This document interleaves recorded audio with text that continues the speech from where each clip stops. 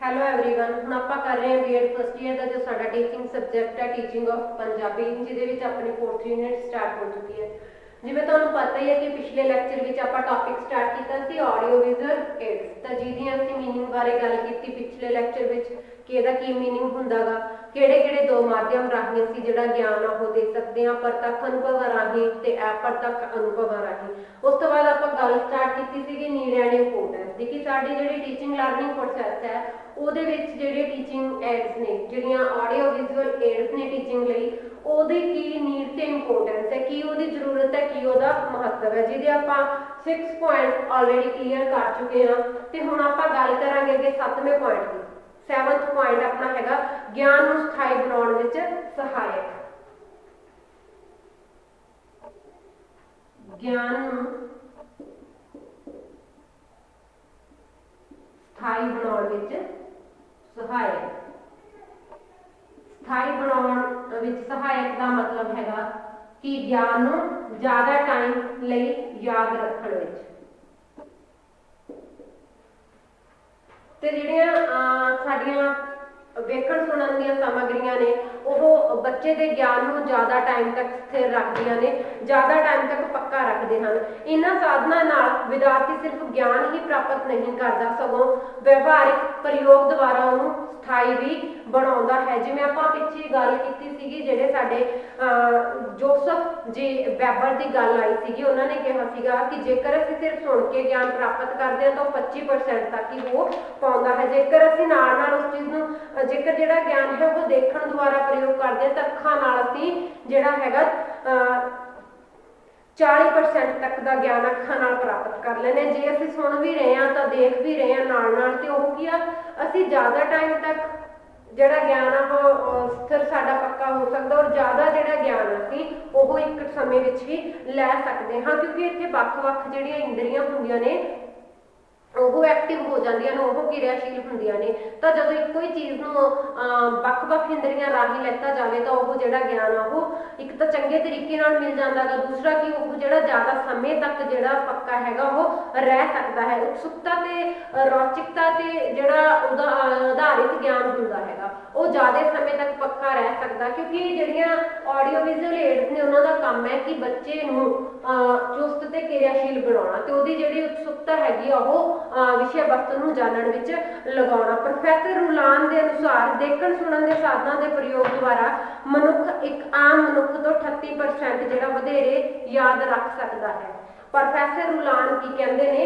Professor ਰੁਲਾਨ ਕਹਿੰਦੇ ਨੇ ਕਿ ਜੇਕਰ ਇੱਕ ਸਧਾਰਨ ਅਸੀਂ ਪਰਸਨ ਦੀ ਗੱਲ ਕਰੀਏ ਜਿਹੜਾ ਕਿ ਆਡੀਓ ਵਿਜ਼ੂਅਲ ਏਡ ਦੀ ਹੈਲਪ ਨਾਲ ਗਿਆਨ ਪ੍ਰਾਪਤ ਕਰਦਾ ਗਾ ਤੇ ਇੱਕ ਜਿਹੜਾ ਮਨੁੱਖ ਹੈਗਾ ਗਾ ਉਹ ਸਿਰਫ ਸੁਣ ਕੇ ਜਾਂ ਸਿਰਫ ਦੇਖ ਕੇ ਗਿਆਨ ਪ੍ਰਾਪਤ ਕਰਦਾ, ਉਹਦੇ ਨਾਲੋਂ 38% ਜਿਹੜਾ ਵਧੇਰੇ ਜ਼ਿਆਦਾ ਉਹ ਗਿਆਨ ਹੈ ਉਹ ਯਾਦ ਰੱਖ ਸਕਦਾ।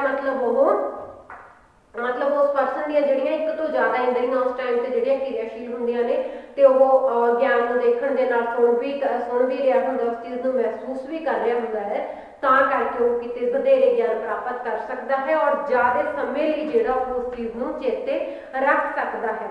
ਅੱਗੇ ਆਪਾਂ ਗੱਲ ਕਰਦੇ ਹਾਂ, ਸਾਡਾ 8th ਪੁਆਇੰਟ ਹੈ ਸਿੱਖਿਆ ਸੂਤਰਾਂ ਦੇ ਅਨੁਕੂਲ। ਸਿੱਖਿਆ ਸੂਤਰਾਂ ਦੇ ਅਨੁਕੂਲ।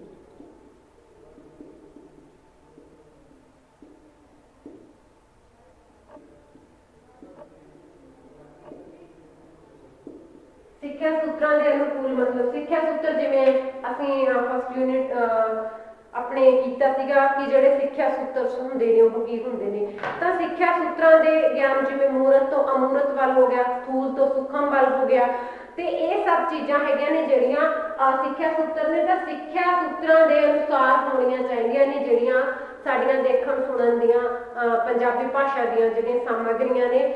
ਤਾਂ ਇਹਨਾਂ ਸਾਧਨਾਂ ਦੀ ਵਰਤੋਂ ਪ੍ਰਸਿੱਧ ਸਿੱਖਿਆ ਸੂਤਰਾਂ ਜਿਵੇਂ ਮੂਰਤ ਤੋਂ ਅਮੂਰਤ ਵੱਲ ਅਤੇ ਸਥੂਲ ਤੋਂ ਸੂਖਮ ਵੱਲ ਦੇ ਅਨੁਕੂਲ ਹੋਣੀਆਂ ਚਾਹੀਦੀਆਂ ਹਨ। ਇਹਨਾਂ ਨਾਲ ਸਿੱਖਿਆ ਦੇ ਸੂਖਮ ਤੇ ਮੁਸ਼ਕਿਲ ਸੰਕਲਪ ਸੌਖੀ ਤਰ੍ਹਾਂ ਸੁਲਝਾਏ ਜਾ ਸਕਦੇ ਹਨ।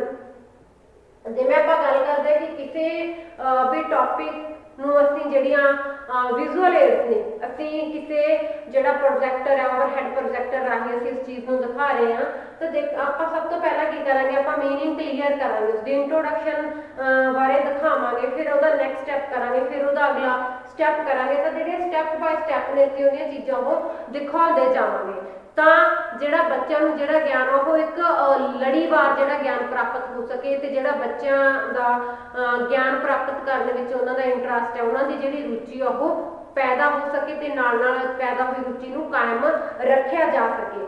ਅੱਗੇ ਆਪਾਂ ਗੱਲ ਕਰਦੇ ਹਾਂ ਸਮੇਂ ਤੇ ਸ਼ਕਤੀ ਦੀ ਬਚਤ। ਸਮੇਂ ਅਤੇ ਸ਼ਕਤੀ ਦੀ ਬਚਤ।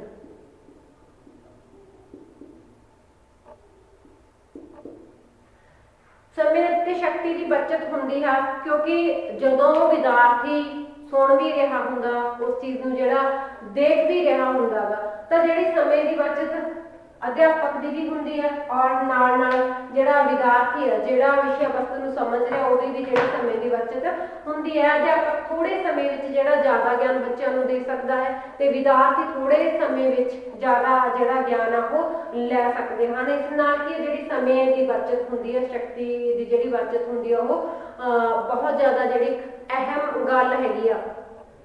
ਹੁਣ ਸਮੇਂ ਤੇ ਸ਼ਕਤੀ ਦੀ ਬਚਤ ਜਦੋਂ ਵਿਦਿਆਰਥੀਆਂ ਨੂੰ ਅਸੀਂ ਦੱਸ ਰਹੇ ਹਾਂ, ਅਗਰ ਭਾਸ਼ਾ ਦੀ ਗੱਲ ਕਰਦੇ ਹਾਂ ਅਸੀਂ ਕਿ ਭਾਸ਼ਾ ਦੀ ਸਾਡੀ ਜ਼ਿੰਦਗੀ ਵਿੱਚ ਕੀ ਮਹੱਤਵ ਹੈ, ਜਦੋਂ ਅਸੀਂ ਉਹਦੇ ਮਹੱਤਵ ਸਮਝਾ ਰਹੇ ਹੁੰਦੇ ਹਾਂ ਤਾਂ ਨਾਲ ਨਾਲ ਅਸੀਂ ਉਹਨੂੰ ਇੱਕ ਜਿਹੜਾ ਆਪਣਾ ਰੀਅਲ ਲਾਈਫ ਦਾ ਜਿਹੜਾ ਐਕਸਪੀਰੀਅੰਸ ਦੇ ਰਹੇ ਹੁੰਦੇ ਹਾਂ ਕਿ ਸਾਨੂੰ ਕੀ ਜ਼ਰੂਰਤ ਹੈ। ਤੁਸੀਂ ਆਪਣੇ ਆਪ ਤੇ ਲਾ ਕੇ ਦੇਖੋ ਵੀ ਜਿਹੜਾ ਪ੍ਰਤੱਖ ਅਨੁਭਵ ਹੈ ਤੁਹਾਨੂੰ ਕੀ ਅਨੁਭਵ ਹੋ ਰਿਹਾ, ਤੁਹਾਡੇ ਲਈ ਭਾਸ਼ਾ ਕਿਉਂ ਜ਼ਰੂਰੀ ਹੈ। ਅਸੀਂ ਹੋਰ ਵੀ ਕੋਈ ਟੌਪਿਕ ਜਿਵੇਂ ਆਪਾਂ ਜਿਹੜੇ ਹੋਰ ਵਿਸ਼ਾ ਵਸਤੂ ਹੈਗੇ ਆ ਜਿਵੇਂ ਭੂਗੋਲ ਦਾ ਵਿਸ਼ਾ ਵਸਤੂ ਹੈਗਾ ਗਾ ਜਾਂ ਫਿਰ ਕੋਈ ਆਪਾਂ ਪੜ੍ਹਾ ਰਹੇ ਹਾਂ ਖੇਤੀਬਾੜੀ ਨਾਲ ਸੰਬੰਧਿਤ ਕੋਈ ਚੀਜ਼ਾਂ ਪੜ੍ਹਾ ਰਹੇ ਹਾਂ ਤਾਂ ਬੱਚਿਆਂ ਨੂੰ ਦੱਸਣ ਦੇ ਨਾਲ ਨਾਲ ਉਹਨਾਂ ਨੂੰ ਨਾਲ ਨਾਲ ਜਿਹੜੀਆਂ ਵਿਜ਼ੂਅਲ ਐਡਸ ਨੇ ਉਹ ਦਿਖਾਈਆਂ ਜਾ ਸਕਦੀਆਂ ਨੇ, ਜਿਹੜੇ ਫਲੈਸ਼ ਕਾਰਡ ਨੇ, ਜਿਹੜੇ ਚਾਰਟ ਨੇ ਨਾਲ ਨਾਲ ਉਹ ਦਿਖਾਏ ਜਾ ਸਕਦੇ ਨੇ ਤਾਂ ਵਿਦਿਆਰਥੀ ਜਿਹੜੇ ਸੁਣਨ ਦੇ ਨਾਲ ਨਾਲ ਉਹਨਾਂ ਚੀਜ਼ਾਂ ਨੂੰ ਦੇਖ ਸਕਣ। ਦੇਖਣ ਤੋਂ ਬਾਅਦ ਕੀ ਉਹਨਾਂ ਨੂੰ ਜਿਹੜਾ ਇੱਕ ਜਿਹੜਾ ਪਿਕਚਰ ਹੁੰਦੀ ਹੈ, ਇੱਕ ਜਿਹੜੀ ਤਸਵੀਰ ਹੁੰਦੀ ਆ ਉਹਨਾਂ ਦੀ ਕ੍ਰੀਏਟ ਹੋ ਜਾਂਦੀ ਆ, ਉਹ ਆਪਣੀ ਤਸਵੀਰ ਕ੍ਰੀਏਟ ਕਰਦੇ ਨੇ, ਇੱਕ ਜਿਹੜੀ ਪਿਕਚਰ ਕ੍ਰੀਏਟ ਕਰਦੇ ਨੇ ਕਿ ਇਹ ਚੀਜ਼ ਐਵੇਂ ਹੋ ਸਕਦੀ ਹੈ ਜਿਹਦੇ ਨਾਲ ਕਿ ਉਹਨਾਂ ਨੂੰ ਜਿਹੜਾ ਗਿਆਨ ਆ ਉਹ ਵਧੀਆ ਤਰੀਕੇ ਨਾਲ ਮਿਲ ਜਾਂਦਾ ਤੇ ਸਮੇਂ ਤੇ ਜਿਹੜੀ ਸ਼ਕਤੀ ਦੀ ਉਹ ਬਚਤ ਹੁੰਦੀ ਹੈ। ਉਸੇ ਹੀ ਚੀਜ਼ ਨੂੰ ਵਾਰ-ਵਾਰ ਜਿਹੜਾ ਰਿਪੀਟ ਕਰਨ ਦੀ ਜ਼ਰੂਰਤ ਨਹੀਂ ਪੈਂਦੀ। ਅੱਗੇ ਆਪਾਂ ਗੱਲ ਕਰਦੇ ਹਾਂ 10th ਪੁਆਇੰਟ ਦੀ ਗੱਲ ਕਰਦੇ ਹਾਂ ਨਵੀਨਤਾ।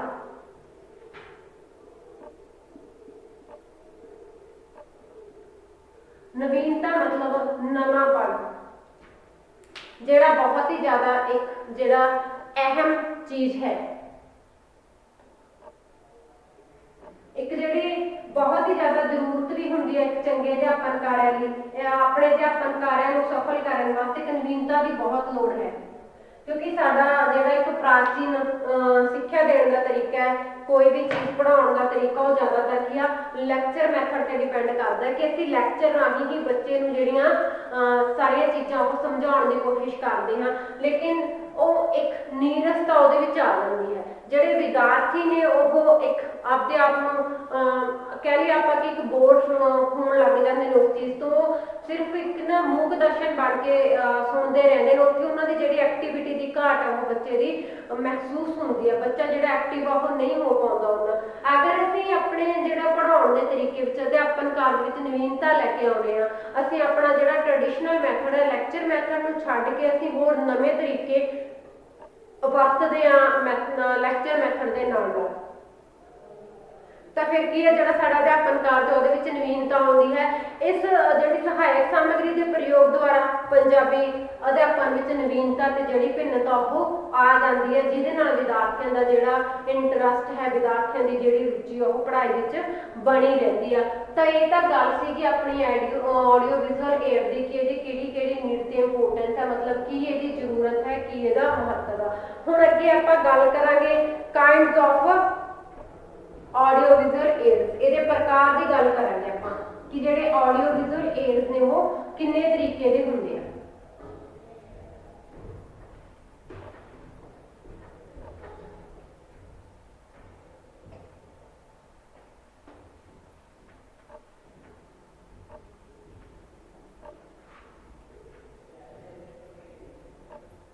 Kinds of audio visual AIDS ਜਿਹੜੇ ਦੇਖਣ ਸੁਣਨ ਸਹਾਇਕ ਸਮੱਗਰੀ ਹੈ ਉਹ ਕਿੰਨੇ ਤਰੀਕੇ ਦੀ ਹੋ ਸਕਦੀ ਹੈ ਜਾਂ ਉਹਨੂੰ ਕਿੰਨੇ ਭਾਗਾਂ ਵਿੱਚ ਜਿਹੜਾ ਵੰਡਿਆ ਜਾ ਸਕਦਾ ਹੈ।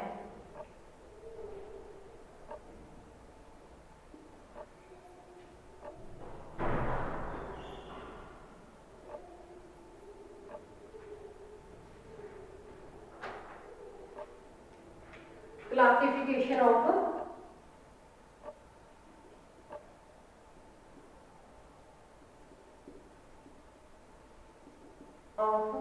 audiovisual aids कि ਜਿਹੜੀਆਂ ਆਡੀਓ ਵਿਜ਼ੂਅਲ ਏਡਸ ਨੇ ਜਾਂ ਦੇਖਣ ਸੁਣਨ ਦੀਆਂ ਸਹਾਇਕ ਸਾਮੱਗਰੀਆਂ ਨੇ ਉਹਨਾਂ ਨੂੰ ਕਿੰਨੇ ਤਰੀਕੇ ਵਿੱਚ ਵੰਡਿਆ ਜਾ ਸਕਦਾ ਹੈ। ਵੈਸੇ ਤਾਂ ਜਿਹੜੇ ਸਿੱਖਿਆ ਸਹਾਇਕ ਸਾਮੱਗਰੀਆਂ ਦਾ ਵਰਗੀਕਰਨ ਕਈ ਤਰੀਕੇ ਨਾਲ ਕੀਤਾ ਜਾ ਸਕਦਾ ਹੈ, ਪਰ ਜਿਹੜੇ ਸਧਾਰਨ ਤੌਰ ਤੇ ਅਗਰ ਆਪਾਂ ਗੱਲ ਕਰੀਏ, ਸਧਾਰਨ ਤੌਰ ਤੇ ਜਿਹੜੀਆਂ ਆਡੀਓ ਵਿਜ਼ੂਅਲ ਏਡਸ ਨੇ ਉਹਨੂੰ 4 ਭਾਗਾਂ ਵਿੱਚ ਵੰਡਿਆ ਜਾ ਸਕਦਾ ਹੈ।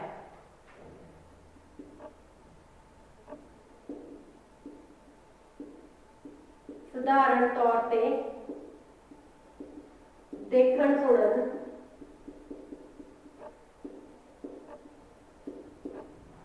ਸਮੱਗਰੀ ਨੂੰ 4 ਭਾਗਾਂ ਵਿੱਚ ਵੰਡਿਆ ਜਾ ਸਕਦਾ ਹੈ।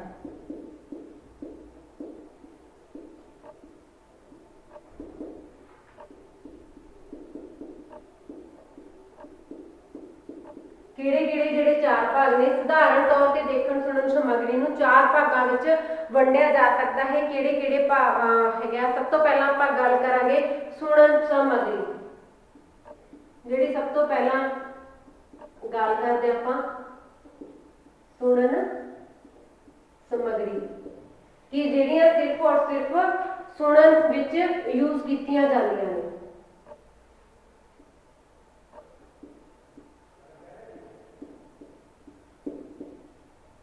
ਸੁਣਨ ਸਮੱਗਰੀ ਆਉਂਦੀ ਆ, ਇਹ ਸਮੱਗਰੀ ਜਿਹੜੀ ਹੁੰਦੀ ਆ ਇਹ ਕੰਨਾਂ ਨੂੰ ਪ੍ਰਭਾਵਿਤ ਕਰਦੀ ਆ, ਜਿਹਦੇ ਰਾਹੀਂ ਬੱਚੇ ਸੁਣ ਕੇ ਜਿਹੜਾ ਗਿਆਨ ਆ ਉਹ ਲੈ ਸਕਦੇ ਨੇ। ਜਿਵੇਂ ਕਿ ਟੀਵੀ ਹੋ ਗਿਆ, ਰੇਡੀਓ ਹੋ ਗਿਆ। ਟੀਵੀ ਤਾਂ ਆਡੀਓ ਦੇਖਣ ਸੁਣਨ ਸਮੱਗਰੀ ਆ ਜਾਂਦਾ, ਸਿਰਫ ਔਰ ਸਿਰਫ ਸੁਣ ਕੇ, ਉਹਦੇ ਵਿੱਚ ਕਿਸੇ ਚੀਜ਼ ਨੂੰ ਦੇਖਿਆ ਨਹੀਂ ਜਾ ਸਕਦਾ। ਉਦਾਹਰਣ ਦੇ ਤੌਰ ਤੇ ਜੇਕਰ ਆਪਾਂ ਗੱਲ ਕਰਦੇ ਹਾਂ, ਰੇਡੀਓ ਹੋ ਗਿਆ, ਗ੍ਰਾਮੋਫੋਨ ਹੋ ਗਿਆ, ਇਹਦੇ ਰਾਹੀਂ ਅਸੀਂ ਜਿਹੜੇ ਆਪਣਾ ਵਿਸ਼ਾ ਵਸਤੂ ਉਹਦੀ ਜਿਹੜੀ ਜਾਣਕਾਰੀ ਹੈ ਸੁਣ ਕੇ ਲੈ ਸਕਦੇ ਹਾਂ। ਰੇਡੀਓ ਤੇ ਵੱਖ-ਵੱਖ ਜਿਹੜੇ ਪ੍ਰੋਗਰਾਮ ਆਉਂਦੇ ਨੇ ਐਜੂਕੇਸ਼ਨ ਦੇ ਰਿਲੇਟਡ, ਗ੍ਰਾਮੋਫੋਨ ਰਾਹੀਂ ਜਾਂ ਟੇਪ ਰਿਕਾਰਡ ਰਾਹੀਂ ਕੋਈ ਵਿਸ਼ੇਸ਼ ਜਿਹੜੇ ਮਹਾਂਪੁਰਖਾਂ ਦੇ ਜਾਂ ਵਿਸ਼ੇਸ਼ ਜਿਹੜੇ ਪਰਸਨਸ ਨੇ ਉਹਨਾਂ ਦੇ ਇੰਟਰਵਿਊ ਰਿਕਾਰਡ ਕੀਤੇ ਹੋਏ ਜਾਂ ਉਹਨਾਂ ਦੇ ਜਿਹੜੇ ਲੈਕਚਰ ਨੇ ਰਿਕਾਰਡ ਕੀਤੇ ਹੋਏ ਉਹ ਸੁਣੇ ਜਾ ਸਕਦੇ ਹਨ। ਤਾਂ ਇਸ ਚੀਜ਼ ਨੂੰ ਸੁਣਨ ਸਮੱਗਰੀ ਕਿਹਾ ਜਾਂਦਾ ਹੈ। ਰੇਡੀਓ, ਗ੍ਰਾਮੋਫੋਨ, ਟੇਪ ਰਿਕਾਰਡ ਆਦਿ ਇਸ ਲਈ ਵਰਤੇ ਜਾ ਸਕਦੇ ਨੇ। ਅੱਗੇ ਆਪਾਂ ਗੱਲ ਕਰਦੇ ਹਾਂ ਦੇਖਣ ਸਮੱਗਰੀ। ਦੇਖਣ ਸਮੱਗਰੀ ਵਿੱਚ ਕੀ ਹੁੰਦਾ? ਇਹਦੇ ਵਿੱਚ ਸੁਣਿਆ ਨਹੀਂ ਜਾ ਸਕਦਾ। ਇਹਦੇ ਵਿੱਚ ਕੀ ਹੁੰਦਾ ਹੈ? ਸਿਰਫ ਔਰ ਸਿਰਫ ਦੇਖਿਆ ਜਾ ਸਕਦਾ ਹੈ। ਦੇਖਣ ਸਮੱਗਰੀ ਉਹ ਸਮੱਗਰੀ ਹੁੰਦੀ ਹੈ ਜਿਹੜੀ ਕਿ ਸਾਡੀਆਂ ਅੱਖਾਂ ਨੂੰ ਪ੍ਰਭਾਵਿਤ ਕਰਦੀ ਹੈ। ਤਾਂ ਅੱਖਾਂ ਦੀ ਸਹਾਇਤਾ ਨਾਲ ਅਸੀਂ ਕਿਸੇ ਵੀ ਸਮੱਗਰੀ ਨੂੰ ਦੇਖ ਸਕਦੇ ਹਾਂ, ਦੇਖ ਕੇ ਉਹਨੂੰ ਪੜ੍ਹ ਸਕਦੇ ਹਾਂ। ਇਹਦੇ ਜਿਹੜੇ ਐਗਜ਼ਾਮਪਲ ਨੇ ਰੇਡੀਓ,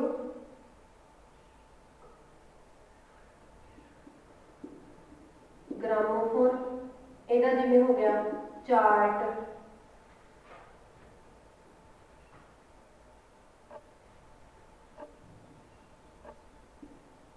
ਜਿਵੇਂ ਮਾਡਲ ਹੋ ਗਿਆ, ਜਿਵੇਂ ਕਿ ਫਲੈਸ਼ ਕਾਰਡ ਹੋ ਗਏ, ਤਾਂ ਕੋਈ ਹੋਰ ਵੀ ਚਿੱਤਰ ਵਗੈਰਾ ਹੋਵੇ, ਕਿਸੇ ਵੀ ਪਿਕਚਰਸ ਵਗੈਰਾ ਕਿਸੇ ਟੌਪਿਕ ਨੂੰ ਰਿਲੇਟਡ, ਐਪਸ ਕੋਡੀਓ ਹੋ ਗਿਆ। ਤਾਂ ਇਹ ਸਾਰੀਆਂ ਚੀਜ਼ਾਂ ਕੀ ਨੇ ਜਿਹੜੀਆਂ ਇਹ ਦੇਖਣ ਸਾਮਗਰੀ ਨਾਲ ਸੰਬੰਧਿਤ ਹੈਗੀਆਂ ਨੇ।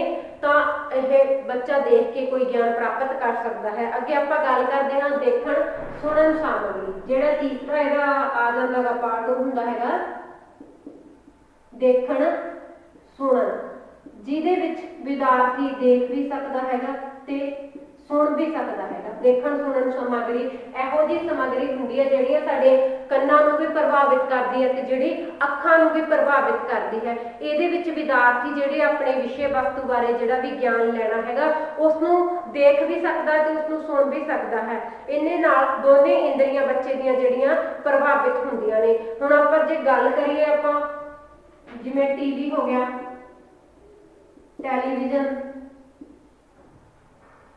ਹੋਰ ਵੀ ਆਮ ਜਿਹੜੀਆਂ ਆਪਾਂ ਕੋਈ ਵੀਡੀਓ ਵਗੈਰਾ ਹੁੰਦੀਆਂ ਨੇ, ਵੀਡੀਓ ਵਗੈਰਾ ਵੀ ਇਹਦੇ ਵਿੱਚ ਆ ਜਾਂਦੀਆਂ ਨੇ, ਜਿਹੜੀ ਦੇਖਣ ਸੁਣਨ ਦੀ ਸਾਮਗਰੀ ਹੁੰਦੀ ਹੈ। ਤਾਂ ਇਹ ਟੀਵੀ ਔਰ ਵੀਡੀਓ ਇਸ ਦੇ ਕੁਝ ਉਦਾਹਰਣ ਨੇ, ਕੁਝ ਐਗਜ਼ਾਮਪਲ ਨੇ। ਫਿਲਮਾਂ ਵਗੈਰਾ ਹੋ ਗਈਆਂ, ਇਹ ਸਾਰੀਆਂ ਦੇਖਣ ਸੁਣਨ ਜਿਹੜੀ ਸਾਮਗਰੀ ਵਿੱਚ ਆ ਜਾਂਦੀਆਂ ਨੇ। ਤਾਂ ਅੱਗੇ ਆਪਾਂ ਗੱਲ ਕਰਦੇ ਹਾਂ ਕਿ ਜਿਹੜੇ ਆ ਕਿਰਿਆਤਮਕ ਸਾਧਨ ਨੇ। ਕਿਰਿਆਤਮਕ ਸਾਧਨ ਕਿਹੜੇ ਹੁੰਦੇ ਨੇ? ਜਿਹੜਾ ਇਹਦਾ ਚੌਥਾ ਪੁਆਇੰਟ ਹੈਗਾ ਕਿਰਿਆਤਮਕ ਸਾਧਨ। ਕੀ ਬਹੁਤ ਸਾਰੇ ਸਾਧਨ ਨੇ ਜਿਹੜੇ ਸਾਡੀ ਕਿਰਿਆ ਨੂੰ ਪ੍ਰਭਾਵਿਤ ਕਰਦੇ ਨੇ। ਇਹ ਕਿਰਿਆ ਦੁਆਰਾ ਜਿਹੜਾ ਕਿਸੇ ਵੀ ਗਿਆਨ ਨੂੰ ਪ੍ਰਾਪਤ ਕੀਤਾ ਜਾਂਦਾ ਹੈ, ਜਾਂ ਕੋਈ ਵੀ ਕਿਰਿਆ ਕਰਕੇ ਇਸ ਵਿੱਚ ਅਸੀਂ ਆਪਣੇ ਵਿਸ਼ੇ ਵਸਤੂ ਨੂੰ ਜਾਂ ਆਪਣੇ ਜਿਹੜਾ ਜੋ ਸਿੱਖਣ ਦੀ ਪ੍ਰਕਿਰਿਆ ਸਾਡੀ ਉਸ ਨੂੰ ਪੂਰੀ ਕਰ ਸਕਦੇ ਹਾਂ। ਜਿਵੇਂ ਇਹਦੇ ਵਿੱਚ ਆਪਾਂ ਗੱਲ ਕਰੀਏ, ਨਾਟਕ ਹੋ ਗਏ। ਨਾਟਕ ਵਿੱਚ ਕੀ ਆ, ਵਿਦਿਆਰਥੀ ਦੁਆਰਾ ਜਿਹੜੇ ਅਲੱਗ-ਅਲੱਗ ਜਿਹੜੇ ਪਾਤਰ ਨੇ ਉਹਨਾਂ ਦਾ ਰੋਲ ਅਦਾ ਕੀਤਾ ਜਾਊਗਾ। ਉਹ ਨਾਟਕ ਕਰਦੇ ਕਰਦੇ ਇੱਕ ਤਾਂ ਉਹਨਾਂ ਦੀ ਇੰਜੋਇਮੈਂਟ ਆ, ਇਹਦੇ ਵਿੱਚ ਕੀ ਆ, ਵੰਨ ਸੁਵੰਨਤਾ ਲੈ ਕੇ ਆਉਂਦੀ ਆ, ਤੇ ਦੂਸਰਾ ਕੀ, ਉਹਨਾਂ ਨੂੰ ਜਿਹੜਾ ਗਿਆਨ ਉਹ ਚੰਗੇ ਤਰੀਕੇ ਨਾਲ ਹੋ ਸਕਦਾ ਹੈ ਜ਼ਿਆਦਾ। ਜਿਵੇਂ ਆਪਾਂ ਗੱਲ ਕਰੀਏ ਕਿ ਇਤਿਹਾਸਿਕ ਚੀਜ਼ਾਂ ਨੇ, ਇਤਿਹਾਸ ਬਾਰੇ ਦੱਸਣ ਲਈ ਕੀ ਹੈ, ਜਿਹੜਾ ਨਾਟਕ ਦੀ ਅਸੀਂ ਜਿਹੜੀ ਵਰਤੋਂ ਉਹ ਕਰ ਸਕਦੇ ਹਾਂ। ਜਾਂ ਸਾਹਿਤ ਬਾਰੇ ਜਦੋਂ ਆਪਾਂ ਦੱਸਦੇ ਹਾਂ ਤਾਂ ਆਪਾਂ ਕਿਸੇ ਕਵੀ ਦਾ ਜਾਂ ਕਿਸੇ ਲੇਖਕ ਦਾ ਬੱਚੇ ਤੋਂ ਜਿਹੜਾ ਰੋਲ ਉਹ ਅਦਾ ਕਰਵਾ ਸਕਦੇ ਹਾਂ। ਤਾਂ ਉਹਦੇ ਵਿੱਚ ਕੀ ਆ, ਜਿਹੜਾ ਵਿਦਿਆਰਥੀ ਨੂੰ ਜਿਹੜਾ ਗਿਆਨ ਉਹ ਇੱਕ ਤਾਂ ਚੰਗੇ ਤਰੀਕੇ ਨਾਲ ਸਮਝ ਆਊਗਾ, ਦੂਸਰਾ ਉਸ ਦੁਆਰਾ ਜਦੋਂ ਨਾਟਕ ਖੇਡਿਆ ਜਾਊਗਾ ਤਾਂ ਉਹ ਕੀ ਹੋਊਗਾ, ਉਹ ਆਪਣੀ ਕਿਰਿਆ ਕਰੂਗਾ, ਤਾਂ ਉਹ ਜਿਹੜੀ ਕਿਰਿਆਤਮਕ ਗਿਆਨ ਹੁੰਦਾ ਉਹ ਬਹੁਤ ਹੀ ਜ਼ਿਆਦਾ ਟਾਈਮ ਤੱਕ ਜਿਹੜਾ ਯਾਦ ਰਹਿ ਸਕਦਾ ਹੈ। ਫਿਰ ਇਹਦੇ ਵਿੱਚ ਆਪਾਂ ਰੋਲ ਪਲੇਇੰਗ ਵੀ ਕਹਿ ਸਕਦੇ ਹਾਂ। ਇਹ ਵੀ ਕੀ ਹੈ, ਇੱਕ ਤਰੀਕੇ ਦਾ ਨਾਟਕ ਵਾਲੀ ਗੱਲ ਹੁੰਦੀ ਹੈ, ਰੋਲ ਪਲੇਇੰਗ ਦੀ। ਰੋਲ ਪਲੇਇੰਗ ਕਰਕੇ ਵੀ ਜਿਹੜਾ ਬੱਚਾ ਹੈਗਾ ਉਹ ਸਿੱਖ ਸਕਦਾ ਹੈ। ਤੇ ਇਹ ਤਾਂ ਸੀਗਾ ਕਿ ਸਧਾਰਨ ਤੌਰ ਤੇ ਦੇਖਣ ਸੁਣਨ ਸਾਮਗਰੀ ਨੂੰ 4 ਭਾਗਾਂ ਵਿੱਚ ਵੰਡਿਆ ਜਾ ਸਕਦਾ ਹੈ।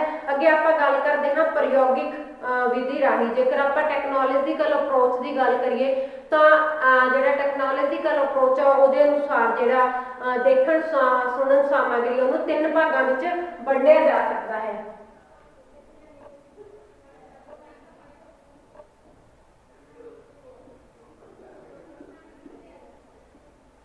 ਪ੍ਰਯੋਗਿਕ ਤੌਰ ਤੇ ਦੇਖਣ ਸੁਣਨ ਸਾਮਗਰੀ ਨੂੰ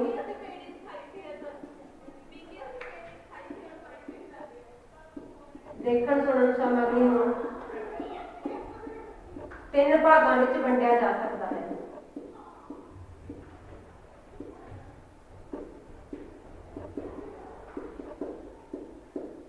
ਜਿਹੜੀ ਟੈਕਨੋਲੋਜੀਕਲ ਅਗਰ ਆਪਾਂ ਗੱਲ ਕਰੀਏ ਉਹਦੇ ਰਾਹੀਂ 3 ਭਾਗਾਂ ਵਿੱਚ ਵੰਡਿਆ ਜਾ ਸਕਦਾ ਹੈ। ਇਹਦੇ ਵਿੱਚ ਸਭ ਤੋਂ ਪਹਿਲਾਂ ਆਉਂਦੀ ਆ ਸਿੰਪਲ ਹਾਰਡਵੇਅਰ, ਜਿਹਨੂੰ ਆਪਾਂ ਸਰਲ ਕਠੋਰ ਯੰਤਰ ਕਹਿੰਦੇ ਹਾਂ। ਤਾਂ ਸਭ ਤੋਂ ਪਹਿਲਾਂ ਜਿਹੜੇ ਆਉਂਦੇ ਨੇ ਉਹ ਹੈਗੇ ਨੇ ਸਰਲ ਕਠੋਰ ਯੰਤਰ। ਸਰਲ ਕਠੋਰ ਯੰਤਰ ਚ ਕੀ ਆਉਂਦਾ ਗਾ, ਸਰਲ ਕਠੋਰ ਯੰਤਰ ਇਹ ਬਥੇਰੇ ਜਿਹੜੇ ਮਸ਼ੀਨਾਂ ਜਿਵੇਂ ਕਿ ਜਾਦੂ ਦੀ ਲਾਲਟੇਨ ਹੋ ਗਈ, ਪੀਡਾਇਸਕੋਪ ਹੋ ਗਿਆ, ਸਲਾਈਡ ਪ੍ਰੋਜੈਕਟ, ਓਵਰਹੈਡ ਪ੍ਰੋਜੈਕਟਰ ਆਦਿ ਆਉਂਦੇ ਹਨ, ਜਿਨ੍ਹਾਂ ਰਾਹੀਂ ਵਿਦਿਆਰਥੀ ਜਿਹੜਾ ਦੇਖ ਕੇ ਜਿਹੜਾ ਗਿਆਨ ਹੈ ਉਹ ਸਿੱਖ ਸਕਦਾ ਹੈਗਾ। ਇਹਦੇ ਵਿੱਚ ਆਪਾਂ ਗੱਲ ਕਰਦੇ ਹਾਂ ਕੁਝ ਮਸ਼ੀਨਾਂ ਦੀ, ਜਿਵੇਂ ਜਾਦੂ ਦੀ ਲਾਲਟੇਨ,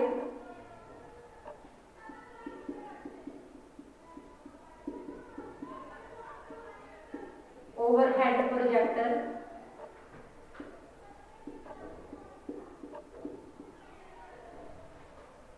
ओवरहेड प्रोजेक्टर और जी जादू की लालटेन है या फिर स्लाइड प्रोजेक्टर हैगा जेड़ा वो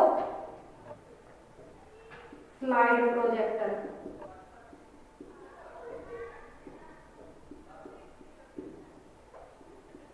ये सारे किहड़े आउंदे ने, ये सरल कठोर यंत्र विच आउंदे ने, जिहड़े सिंपल हार्डवेयर भी कहा जा सकता है। अगे आपां गल करदे हां कठोर यंत्र दी। कठोर यंत्र किहड़े हुंदे हन?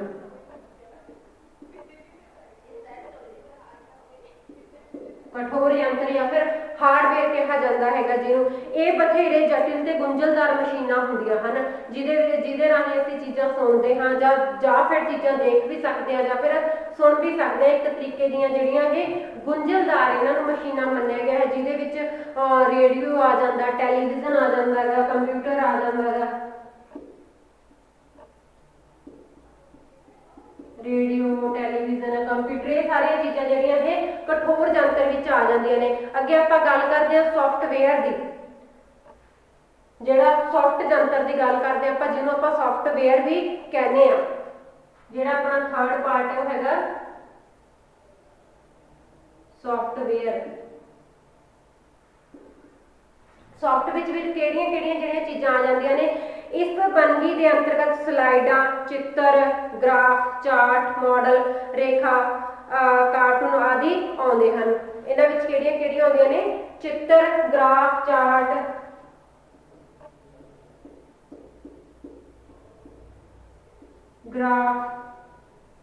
चार्ट, मॉडल ते कार्टून, रेखा चित्र आदि जिहड़ियां सारियां चीज़ां ने ये सॉफ्ट दे विच आ जांदियां ने। मॉडल, रेखा चित्र तो ये तो सीगी गल साडियां जिहड़ियां इहदियां क्लासीफिकेशन की भी असीं किस तरीके नाल इहदी जिहड़ी वंड आ वो कर सकते हाँ। हुण आपां गल करदे हां कि पंजाबी विच जिहड़ी देखण सुणन दे साधनां दी वरतों है वो किहड़े-किहड़े रूप विच कीती जांदी है। दूसरी विशा वांग जिहड़ी पंजाबी भाषा उहनूं भी सिੱਖਣ ਲਈ ਉਹਦੀ ਸਿੱਖਿਆ ਵਿੱਚ ਦੇਖਣ ਸੁਣਨ ਦੇ ਜਿਹੜੇ ਸਾਧਨ ਨੇ ਉਹਨਾਂ ਦਾ ਵਿਸ਼ੇਸ਼ ਰੂਪ ਨਾਲ ਪ੍ਰਯੋਗ ਕੀਤਾ ਜਾਂਦਾ ਹੈ ਔਰ ਇਹ ਅਤਿਅੰਤ ਜ਼ਰੂਰੀ ਵੀ ਹੈ ਕਿਉਂਕਿ ਜੇਕਰ ਅਸੀਂ ਵਿਦਿਆਰਥੀਆਂ ਨੂੰ ਪ੍ਰਭਾਵਸ਼ਾਲੀ ਤਰੀਕੇ ਨਾਲ ਸਿੱਖਿਆ ਦੇਣੀ ਹੈ ਤਾਂ ਸਾਨੂੰ ਭਾਸ਼ਾ ਦੇ ਅਧਿਆਪਨ ਵਿੱਚ ਵੀ ਦੇਖਣ ਸੁਣਨ ਸਾਮਗਰੀਆਂ ਦਾ ਜਿਹੜਾ ਪ੍ਰਯੋਗ ਆ ਉਹ ਕਰਨਾ ਬਣਦਾ ਹੈ ਤਾਂ ਕਿ ਅਸੀਂ ਜਿਹੜੀ ਆਪਣੇ ਅਧਿਆਪਨ ਕਾਰਜ ਨੂੰ ਪ੍ਰਭਾਵਸ਼ਾਲੀ ਬਣਾ ਸਕੀਏ। ਇਹ ਬੱਚਿਆਂ ਵਿੱਚ ਇਕਾਗਰਤਾ ਤੇ ਸਥਿਰਤਾ ਦੀ ਜਿਹੜੀ ਪ੍ਰਵਰਤੀ ਹੈ ਉਹਨੂੰ ਪ੍ਰਦਾਨ ਕਰਦੇ ਨੇ, ਪ੍ਰਦਾਨ ਕਰਕੇ ਦੀ ਪ੍ਰਵਿਰਤੀ ਨੂੰ ਜਿਹੜਾ ਵਿਕਸਿਤ ਵੀ ਕਰਦੇ ਨੇ। ਉਹਨਾਂ ਦਾ ਚੰਚਲ ਸੁਭਾਅ ਭਟਕਣ ਦਾ ਸ਼ਿਕਾਰ ਨਹੀਂ ਹੁੰਦਾ। ਕਲਾਸ ਵਿੱਚ ਜਿਹੜੇ ਬੱਚੇ ਸ਼ਰਾਰਤਾਂ ਕਰਦੇ ਨੇ ਐਟਲੀਸਟ ਉਹ ਸ਼ਰਾਰਤਾਂ ਕਰਨ ਤੋਂ बच जाते हैं और जी उन्होंने एक्टिविटी होंगी है जी उन्होंने एक्टिवनैस होंगी है जो अपना ज्ञान प्राप्त करने में लग जाती है। तो भाषा सिक्ख्या के बहुत सारे अंग हैं जिमें आप कुछ अंगों की गल करते हैं रचना, कहानी, नाटक, व्याकरण, सूक्ष्म पाठ आदि को पढ़ाने में सहायक सिद्ध होंदियां ने अगर जेकर असीं वेखण सुणन की सामग्री की वरतों करते हैं। विशेष करके भाषा सिक्ख्या विच इन्हां दा जिहड़ा प्रयोग आ वो कुछ कारणा करके हुंदा है जिवें इहदे कुछ कारण ने। पहले आपां गल करदे हां इन्हां दी वरतों नाल ਸਾਹਿਤ ਵਿੱਚ आए कल्पनात्मक दृश्यां नूं स्थूल रूप प्रदान किया जा सकता है।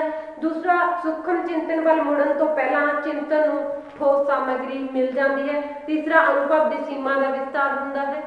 चौथा जिहड़ा सार्थ शब्द भंडार वाल वधदा है बच्चा। अगे विद्यार्थियों नूं भाषा के व्यवहारिक प्रयोग बारे भी जिहड़ी जानकारी आ वो मिल जाती है। तो भाषा विच वरते जाण वाले सहायक देखण सुणन दे साधनां नूं मुख दो भागों में वंडिया जा सकता है। अगर आप पंजाबी भाषा की गल करिए कि जो असीं पंजाबी भाषा सिखा रहे होंगे तो उन्होंने मुड़ किहड़ा हैगा दो रूपों में वंडिया जा सकता है। जो असीं पंजाबी भाषा की गल करते हैं पंजाबी भाषा सिखाउण वेले जिहड़े इहनूं दो भागों में वंडिया जा सकता है भाषा विच वरते जाण वास्ते। भाषा सिखाउण लई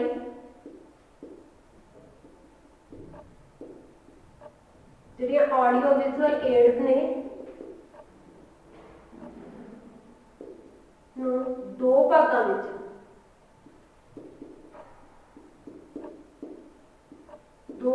में वंडिया जा सकता है।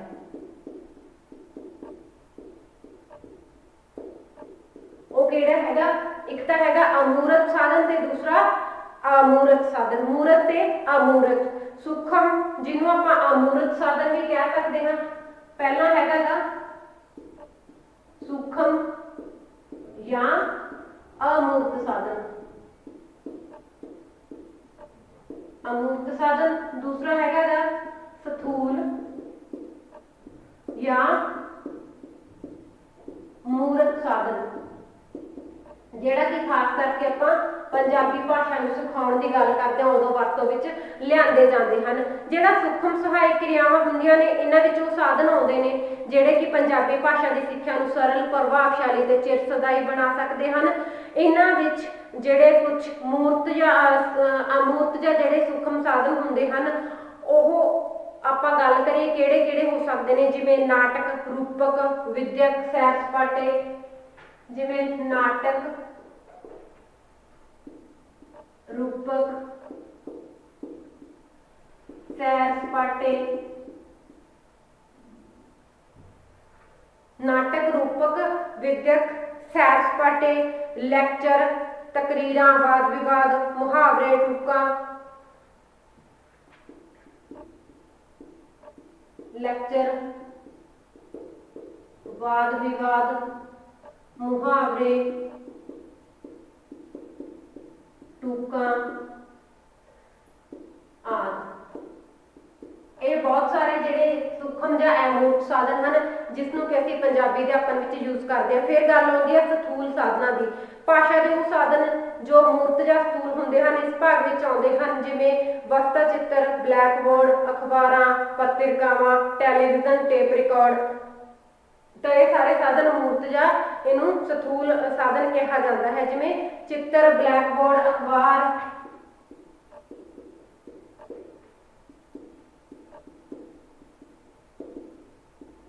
ਬਲੈਕ ਬੋਰਡ, ਅਖਬਾਰ, ਟੈਲੀਵਿਜ਼ਨ, ਰੇਡੀਓ। ਇਹ ਬਹੁਤ ਸਾਰੇ ਸਾਧਨ ਨੇ ਜਿਹੜੇ ਕਿ ਸਾਡੇ ਸਥੂਲ ਜਾਂ ਫਿਰ ਮੂਰਤ ਸਾਧਨ ਵਿੱਚ ਆਉਂਦੇ ਹਨ। ਟੇਪ ਰਿਕਾਰਡ ਹੋ ਗਏ। ਤਾਂ ਇਹਨਾਂ ਸਾਧਨਾਂ ਦਾ ਸਥੂਲ ਜਾਂ ਫਿਰ ਜਿਹੜੇ ਸੂਖਮ ਸਾਧਨ ਨੇ ਇਹਨਾਂ ਦੀ ਵਰਤੋਂ ਦਾ ਜਿਹੜਾ ਮੇਨ ਰੀਜ਼ਨ ਹੈ ਜਾਂ ਇਹਦੀ ਜਿਹੜੀ ਜ਼ਰੂਰਤ ਆ ਉਹ ਸਿਰਫ ਔਰ ਸਿਰਫ ਕੀ ਹੈ ਕਿ ਪੰਜਾਬੀ ਭਾਸ਼ਾ ਨੂੰ ਇੱਕ ਪ੍ਰਭਾਵਸ਼ਾਲੀ ਤਰੀਕੇ ਨਾਲ ਪੜ੍ਹਾ ਸਕੀਏ, ਸਾਡੀ ਸਮੇਂ ਦੀ ਤੇ ਸਾਡੇ ਜਿਹੜਾ ਸ਼ਕਤੀ ਹੈ ਸਾਡੀ ਉਹਦੀ ਬਚਤ ਹੋ ਸਕੇ ਤੇ ਅਸੀਂ ਜਿਹੜੇ ਵਿਦਿਆਰਥੀਆਂ ਨੂੰ ਪੂਰੀ ਡੂੰਘਾਈ ਤੱਕ ਕਿਸੇ ਵੀ ਚੀਜ਼ ਦਾ ਜਿਹੜਾ ਗਿਆਨ ਆ ਉਹ ਕਰਵਾ ਸਕੀਏ। ਤਾਂ ਕਰਕੇ ਜਿਹੜੇ ਇਹ ਸਾਰੇ ਸਾਧਨ ਨੇ, ਇਹ ਜਿਹੜੇ ਆਡੀਓ ਵਿਜ਼ੂਅਲ ਏਡਸ ਨੇ ਉਹ ਅਧਿਆਪਨ ਵਿੱਚ ਪ੍ਰਯੋਗ ਕੀਤੇ ਜਾਂਦੇ ਨੇ। ਤਾਂ ਫਿਰ ਅੱਜ ਦਾ ਜਿਹੜਾ ਆਪਣਾ ਇਹ ਟੌਪਿਕ ਸੀਗਾ ਆਡੀਓ ਵਿਜ਼ੂਅਲ ਏਡਸ ਨੂੰ ਲੈ ਕੇ, ਤਾਂ ਆਪਾਂ ਜਿਹੜੇ 2 ਲੈਕਚਰ ਇਹਦੇ ਕੰਪਲੀਟ ਕਰ ਚੁੱਕੇ ਹਾਂ, ਜਿਹਦੇ ਵਿੱਚ ਆਪਾਂ ਇਹਦੇ ਮੀਨਿੰਗ ਬਾਰੇ ਗੱਲ ਕੀਤੀ, ਇਹਦੀ ਨੀਡ ਐਂਡ ਇੰਪੋਰਟੈਂਸ ਬਾਰੇ ਗੱਲ ਕੀਤੀ, ਔਰ ਉਸ ਤੋਂ ਬਾਅਦ ਆਪਾਂ ਕਲਾਸੀਫਿਕੇਸ਼ਨ ਦੀ ਗੱਲ ਕੀਤੀ ਕਿ ਜਿਹੜੀਆਂ ਆਡੀਓ ਵਿਜ਼ੂਅਲ ਏਡਸ ਹੁੰਦੀਆਂ ਨੇ, ਟੀਚਿੰਗ ਏਡਸ ਹੁੰਦੀਆਂ ਨੇ, ਉਹਨੂੰ ਕਿੰਨੇ ਤਰੀਕੇ ਨਾਲ ਜਿਹੜਾ ਵੰਡਿਆ ਜਾ ਸਕਦਾ ਹੈ। ਤਾਂ ਅੱਜ ਦਾ ਜਿਹੜਾ ਇਹ ਲੈਕਚਰ ਆਪਣਾ ਇੱਥੇ ਹੀ ਕੰਪਲੀਟ ਹੋ ਰਿਹਾ ਹੈਗਾ। ਅੱਜ ਦੇ ਲੈਕਚਰ ਵਿੱਚ ਆਪਾਂ ਇਹਦੀ ਕਲਾਸੀਫਿਕੇਸ਼ਨ ਤੱਕ ਕਰ ਪਾਏ। ਅੱਗੇ ਆਪਾਂ ਇਹਦੀ ਗੱਲ ਕਰਾਂਗੇ ਨੈਕਸਟ ਲੈਕਚਰ ਵਿੱਚ proper use of audio visual AIDS ਦੀਆਂ, ਕਿ ਜਿਹੜੀਆਂ ਦੇਖਣ ਸੁਣਨ ਦੇ ਸਾਧਨ ਨੇ ਉਹਨਾਂ ਦੀ ਪੰਜਾਬੀ ਸਿਖਾਉਣ ਵਿੱਚ ਜਿਹੜੀ ਯੋਗ ਵਰਤੋਂ ਉਹ ਕਿਸ ਤਰੀਕੇ ਨਾਲ ਕੀਤੀ ਜਾ ਸਕਦੀ ਹੈ, ਜਾਂ ਇਹਦੀ ਜਿਹੜੀ ਇਫੈਕਟਿਵਲੀ ਇਹਦੀ ਜਿਹੜੀ ਵਰਤੋਂ ਅਸੀਂ ਕਿਵੇਂ ਕਰ ਸਕਦੇ ਹਾਂ। ਤਾਂ ਅੱਜ ਦਾ ਜਿਹੜਾ ਲੈਕਚਰ ਹੈ ਸਾਡਾ ਇੱਥੇ ਕੰਪਲੀਟ ਹੋ ਰਿਹਾ ਹੈਗਾ। ਤਾਂ ਅੱਜ ਲਈ ਇੰਨਾ ਹੀ, ਧੰਨਵਾਦ।